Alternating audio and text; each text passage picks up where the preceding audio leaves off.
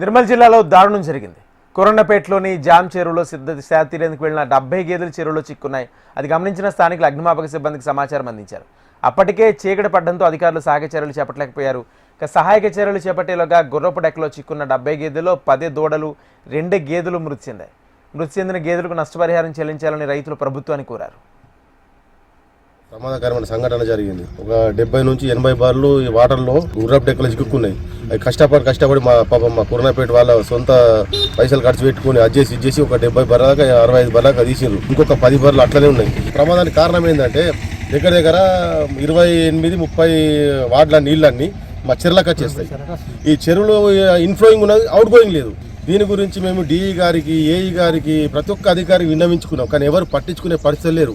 అది ఇలా పట్టించుకున్న వారికి ఇలా మా వాళ్ళు లక్షలు నష్టపోకపోతుండే. ఇలా పరిస్థితి ఏమైంది, ఈయన బంగారం తాకట్టు పెట్టుకున్నాడు, లోన్లు తీసుకొని ఏదో 4 రూపాయలు వస్తే బతుకు జీవనోపాధి కోసం ఇలా దగ్గర 10 బర్రెలు చనిపోయింది. దీనికి ఎవరు బాధ్యులు? ఎన్నిసార్లు చెప్పినా ఏ అధికారి పట్టించుకుంటలేడు, ఏ నాయకుడు కూడా పట్టించుకునే పరిస్థితి లేరు. కాబట్టి దయచేసి మాకు ఖచ్చితంగా అవుట్ ఫ్లోయింగ్ కావాలా, లేకపోతే మేమే అక్కడ పోయి అవుట్ ఫ్లోయింగ్ చేసేస్తాం.